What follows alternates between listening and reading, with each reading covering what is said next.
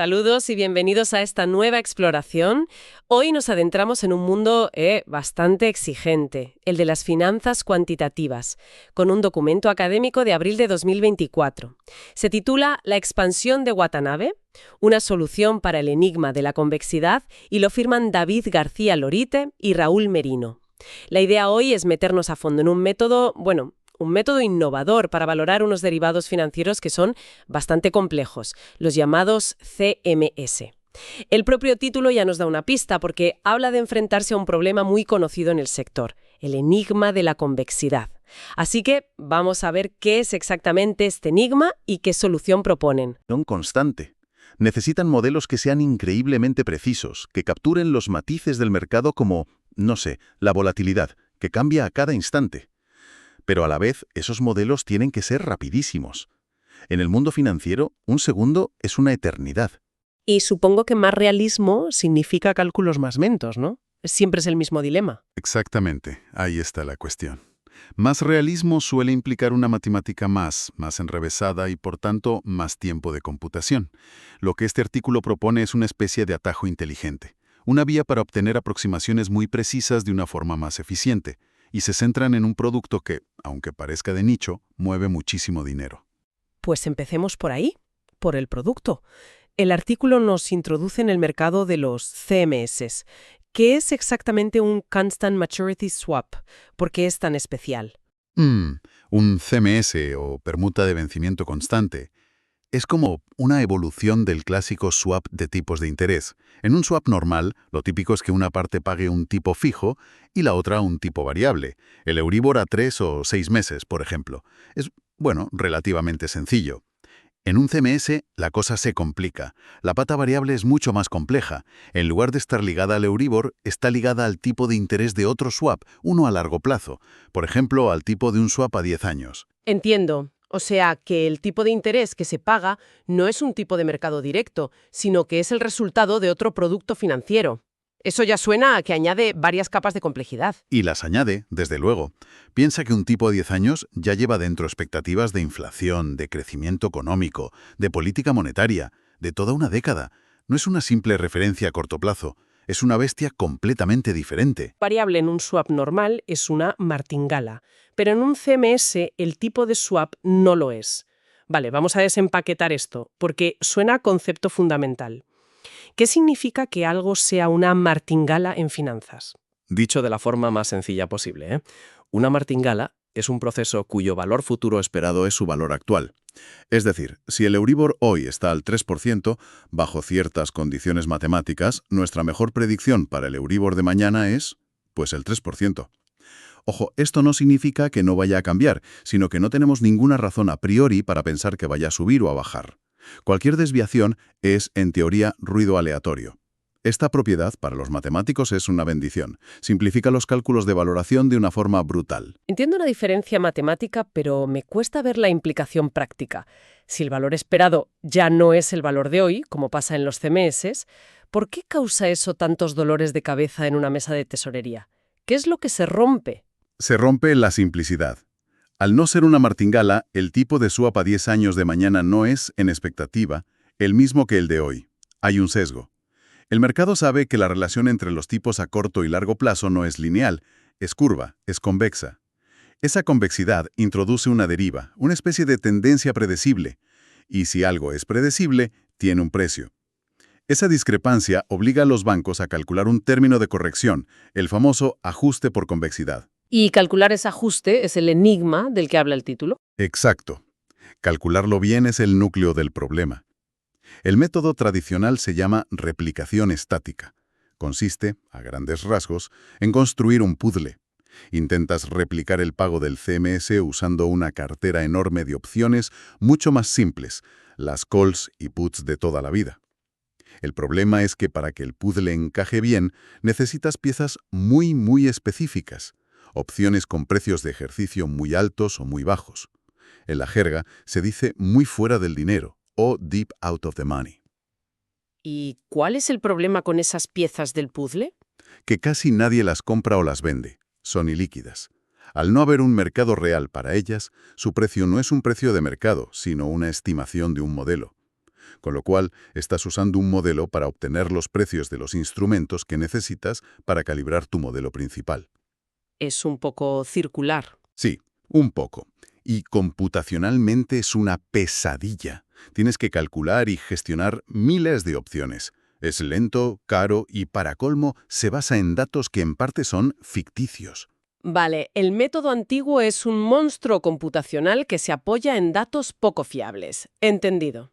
Y aquí es donde el artículo, en su segunda sección, da un giro que parece muy inteligente. No intentan mejorar el viejo método, sino que cambian las reglas del juego, usando una herramienta llamada cálculo de Majavin. Es un movimiento conceptualmente brillante. Lo que demuestran, y esto es muy potente porque lo hacen de una manera que no depende de un modelo concreto, es que todo ese engorro del ajuste por convexidad se puede aproximar, con muchísima precisión, por el valor de un producto financiero completamente distinto, un derivado cuyo pago no es lineal, sino cuadrático. Cuadrático.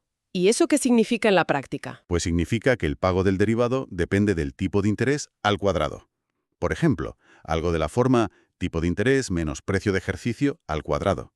Es un pago muy poco habitual, no es algo que se negocie estándarmente en el mercado. Entonces, es como si, a ver si lo entiendo, como si para medir el volumen de un objeto con una forma muy extraña, en lugar de intentar calcularlo con fórmulas complicadísimas, los sumergieras en un tanque de agua y midieras cuánta agua desaloja.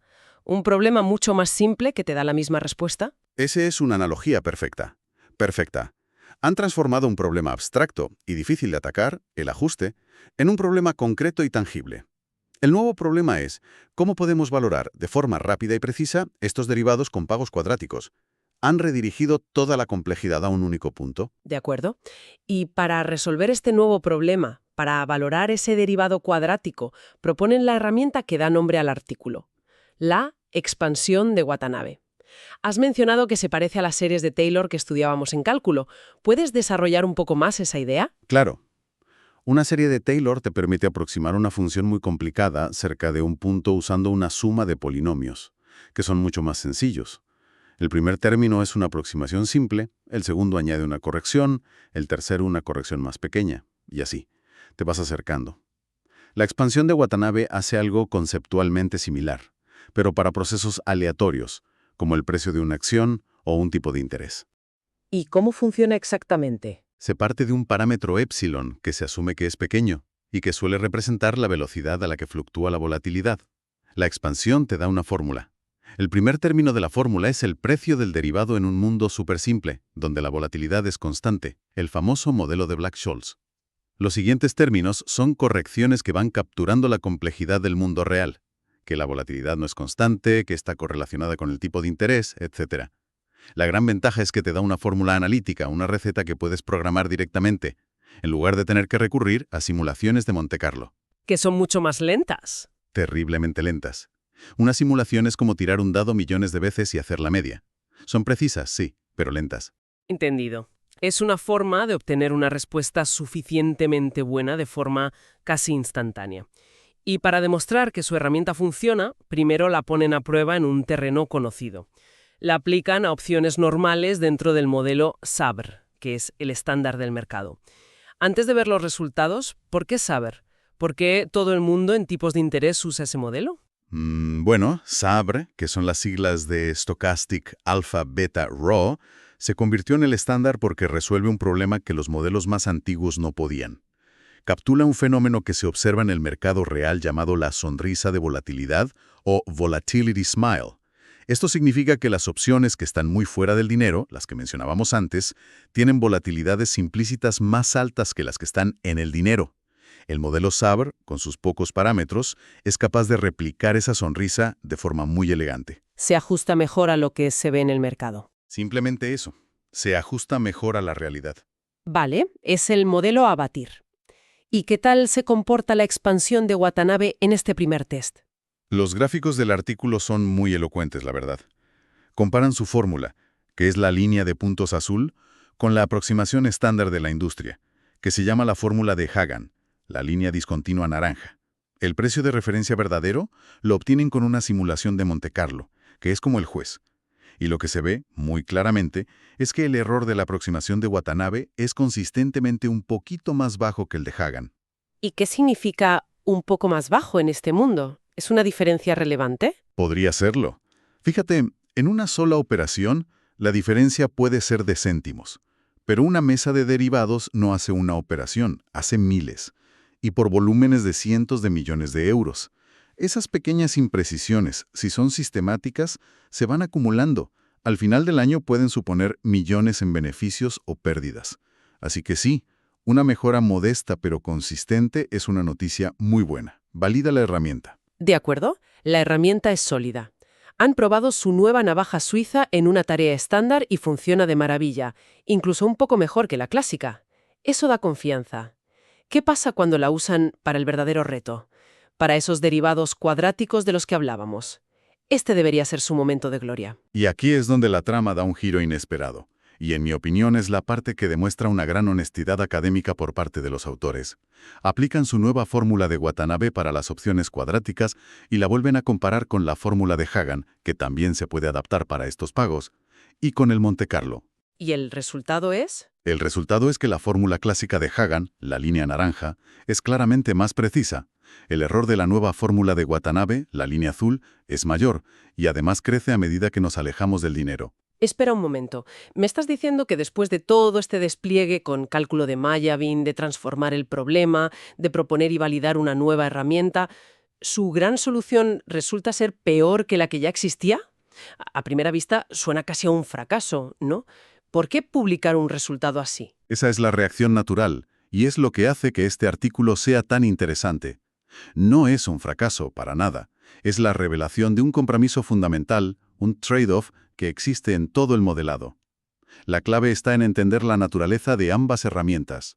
La fórmula de Hagan es como una llave inglesa hecha a medida, con una precisión milimétrica para un tornillo muy específico. El modelo Sabre funciona a la perfección para ese tornillo, pero si intentas usarla en otro es inútil. Ya veo por dónde vas. La de Watanabe no es una llave a medida. Exacto. La expansión de Watanabe que ellos derivan es más como una llave ajustable de altísima calidad. Quizás no tiene el ajuste perfecto y milimétrico de la llave a medida en ese tornillo específico, pero su enorme ventaja es que sirve para una cantidad inmensa de tornillos diferentes. Las fórmulas que ellos presentan no son solo para el modelo Sabre, son genéricas. Funcionan para toda una familia de modelos de volatilidad local, de volatilidad estocástica, muchos de los cuales ni siquiera tienen una fórmula de valoración aproximada conocida. Entiendo. Entonces, el valor no está en superar a la herramienta especialista en su propio terreno, sino en ofrecer una solución robusta para un universo de problemas mucho más amplio. Precisamente. Si el día de mañana el mercado cambia, si los datos nos dicen que el modelo Sabre ya no describe bien la realidad y hay que usar otro, la fórmula de Hagan se convierte en una pieza de museo. En cambio, su método sigue siendo perfectamente válido. Ofrecen versatilidad y adaptabilidad. Y en un mundo financiero que cambia tan rápido, eso es increíblemente valioso. De acuerdo. Creo que en la imagen global ya está mucho más clara. Vamos a recapitular para asentar las ideas clave de todo este análisis. Por supuesto. El primer punto y el más importante es que valorar derivados complejos como los CMS es un problema real y muy relevante para los bancos. Y la dificultad reside en ese concepto que llamamos ajuste por convexidad. Segundo, este trabajo encuentra una forma muy elegante de esquivar ese problema. Lo transforman en uno diferente pero equivalente. Valorar un derivado con un pago cuadrático. Una maniobra matemática muy astuta. Tercero, para resolver este nuevo problema proponen una herramienta, la expansión de Watanabe, y derivan con ella fórmulas genéricas. Y la palabra clave aquí es genéricas, que no dependen de un modelo concreto. Y por último, el giro final. Aunque en una prueba cara a cara contra el estándar actual, la fórmula de Hagan, y dentro del modelo más usado, Sabre, su fórmula no resulta ser más precisa. Su verdadera fortaleza es otra, es la generalidad. Ofrecen una herramienta que cubre un abanico de modelos y de posibles realidades de mercado mucho más amplio. Es una contribución que mira más al futuro y a la robustez del sistema que a optimizar el presente inmediato. Sin duda, ha sido un viaje fascinante a las entrañas de la ingeniería financiera. nos muestra cómo la ciencia no siempre avanza con descubrimientos rompedores, sino a menudo con el refinamiento constante y la creación de herramientas más versátiles para un mundo cada vez más incierto. Y esto nos deja con una reflexión final muy interesante. El artículo, en el fondo, plantea un dilema clásico.